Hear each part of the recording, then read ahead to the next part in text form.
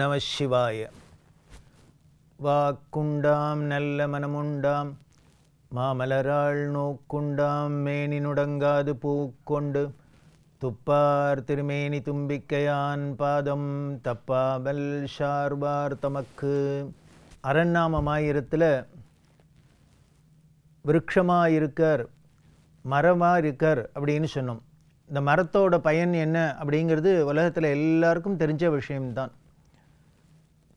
பூமி செழிப்பாக இருக்க, குளுமையாக இருக்க, அதுக்கு நீர்வளம் பெருக மரம் அப்படிங்கிறது ரொம்பவே ஒரு பெரிய உறுதுணையாக இருக்குது. அதனால் அப்படி உலகத்துக்கு இவ்வளவு நன்மை செய்யக்கூடிய அந்த விருட்ச வடிவமாகவும் மரங்களாகவும் அவரே தான் இருக்கார் சிவபெருமான் அப்படின்னு சொல்லித்து, அந்த மரங்கள்லேயும் குறிப்பாக ரொம்ப சிறப்பான மரங்களாக இருக்கக்கூடியதை பிரித்து சொல்கிறது.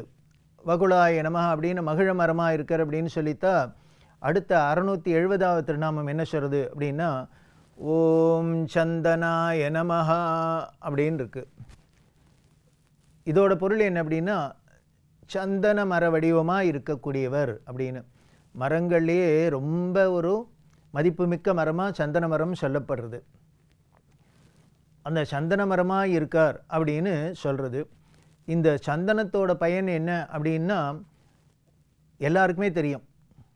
உடம்பில் அங்கங்கே தானே தோல் வியாதி இல்லாமல் இருந்தது, தோலை நல்லா பராமரிக்கணும் அப்படிலாம் இருந்ததுன்னா சந்தனத்தை அரைச்சி பூசுறது அப்படின்லாம் ஒரு பழக்கம் இருந்திருக்கு ஒரு காலத்தில். அந்த காலத்தில் வைத்தியத்தில் எல்லாம், இப்போல்லாம் கூட ஆயுர்வேதத்தில் சோப்புலாம் சந்தனம் இருக்குது, மஞ்சள் இருக்குது அப்படின்லாம்.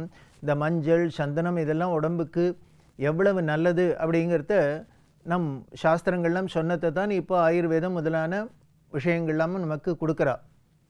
அப்படி நன்மை செய்யக்கூடிய சந்தனமட வரியமாக இருக்கார். இந்த சந்தனத்துக்கு இன்னொரு விசேஷம் என்ன அப்படின்னா இது பூ தத்துவத்தை குறிக்கக்கூடியது. பஞ்சபூதங்களில் பூமி பூமி அப்படிங்கிறோம் இல்லையா, அந்த பூமி தத்துவத்துக்கு பிரதிநிதியாக சந்தனத்தை சொல்லியிருக்கு.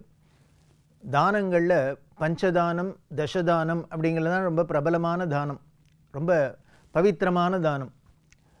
அதில் பூதானம் அப்படிங்கிறது ரொம்ப முக்கியமாக சொல்லியிருக்கு. இப்போது எல்லாராலையும் பூமி தானம் பண்ண முடியுமா?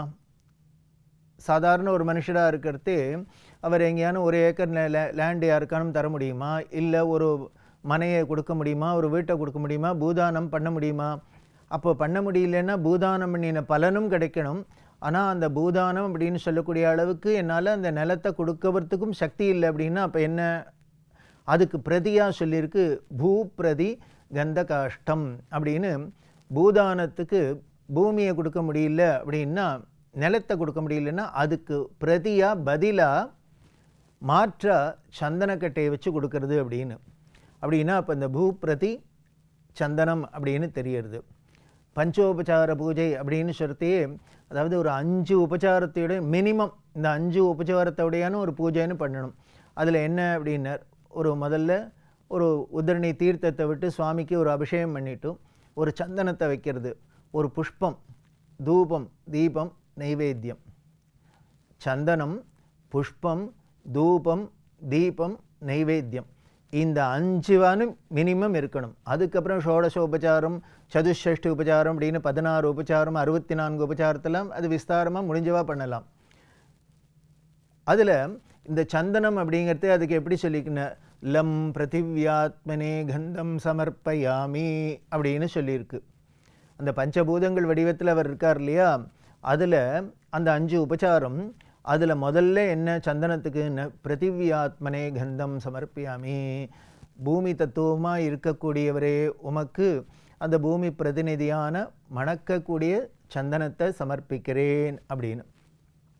அப்படி சுவாமிக்கு சந்தனம் சாத்துறது அப்படிங்கிறது அவ்வளோ ஒரு பவித்திரமான ஒரு உபச்சாரமாக வழிபாடாக சொல்லப்பட்டிருக்கு.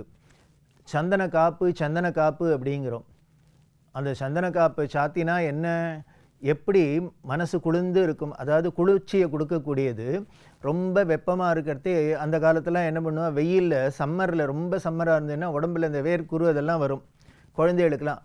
அப்போ என்ன பண்ணுவோம், நல்லா சந்தனத்தை இழைச்சி அரைச்சி உடம்பு முழுக்கில் இந்த தடவி விட்டுருப்பா. அது குழு குழு குழு குழுன்னு நன்னா இருக்கும், உடம்புக்கும் ஹிதமாக இருக்கும், தோலுக்கும் ஹிதமாக இருக்கும். அப்படின்னா கடவுளுக்கு பகவானுக்கு இப்படி சந்தன காப்பு சாத்தினோம் அப்படின்னா எவ்வளோ முதல்ல கண்ணுக்கு விருந்தாக இருக்குது. நமக்கு எல்லாம் சந்தோஷத்தை கொடுத்தாலும் அவருக்கு எப்படி இருக்குன்னர்.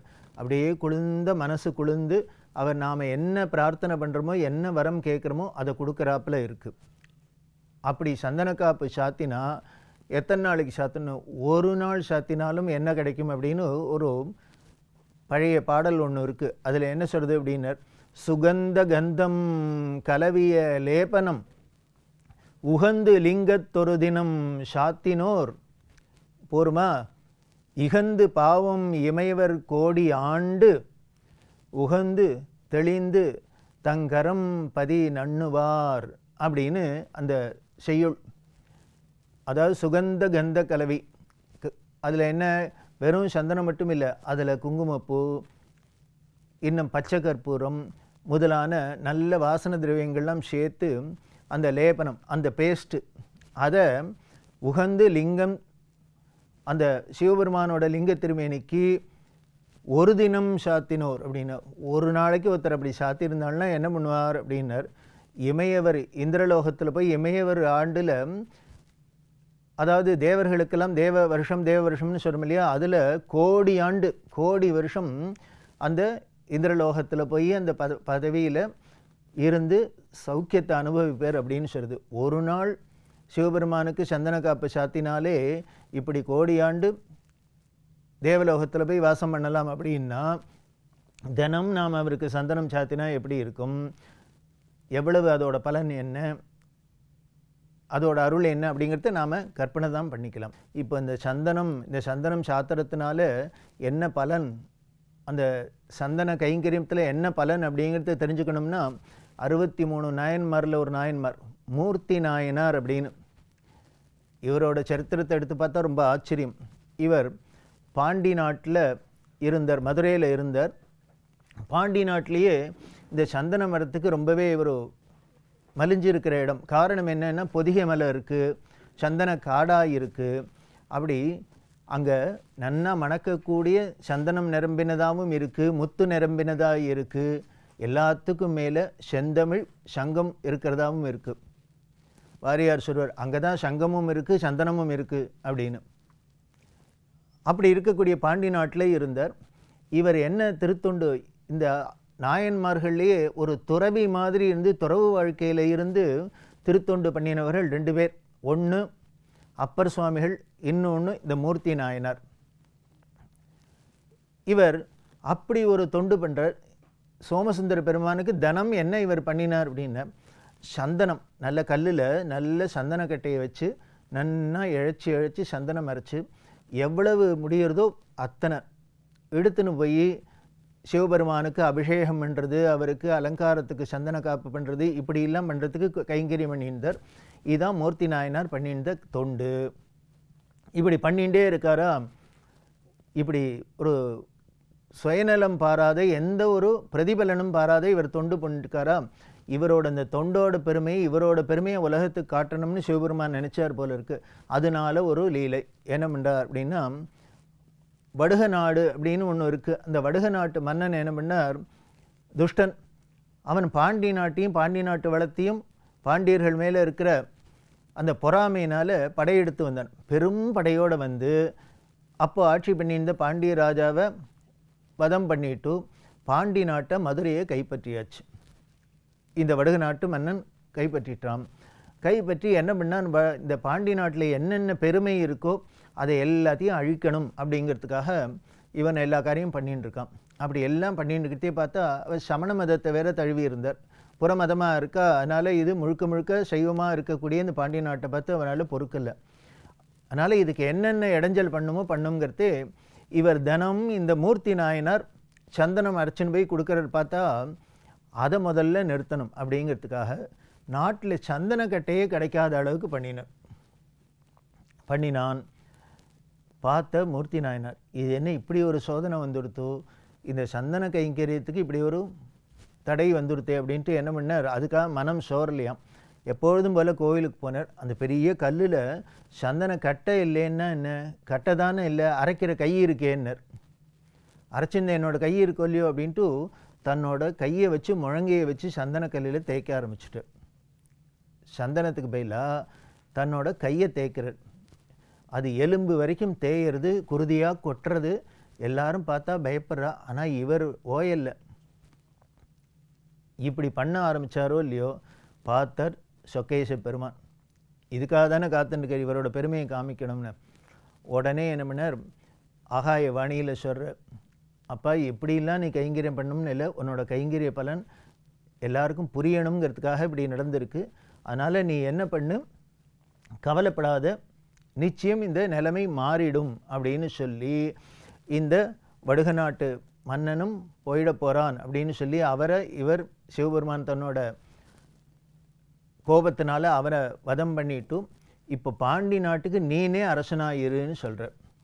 பாண்டி நாட்டுக்கு நீனே ராஜாவாக இருக்கணும் அப்படின்னு சொல்ல இவருக்கு அதெல்லாம் விருப்பம் இல்லை. எனக்கு இந்த சந்தன தொண்டு கிடைச்சா போரும் அப்படின்னு நினச்சிட்டு இருக்கிறதே.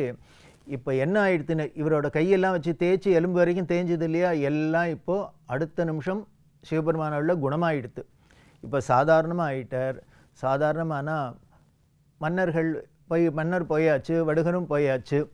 அதனால் என்ன பண்ணால் அமைச்சர்கள்லாம் எப்போ இப்படி பாண்டி நாடு பழையபடி பாண்டி நாடா பாண்டியர்கள் ஆழ்வா அப்படின்னு பார்த்துட்டு இருக்கிறதே பட்டத்து யானைகிட்ட மாலையை கொடுத்து அது யாரை தேர்ந்தெடுக்கிறதோ அவளை வைக்கலாம் அப்படின்னா, அது கோவில் வாசலில் உட்கார்ந்துட்டு இருக்கக்கூடிய பெரிய துறவியாக இருக்கக்கூடிய இவருக்கு மாலையை போட, இதுதான் சிவபெருமானோட எண்ணம் அப்படின்னு மூர்த்தி நாயனாரும் அங்கே பாண்டி நாட்டையும் ஆண்டுட்டு இருந்தார் அப்படின்னு நமக்கு மூர்த்தி நாயனாரோட வரலாறு தெரிவிக்கிறது.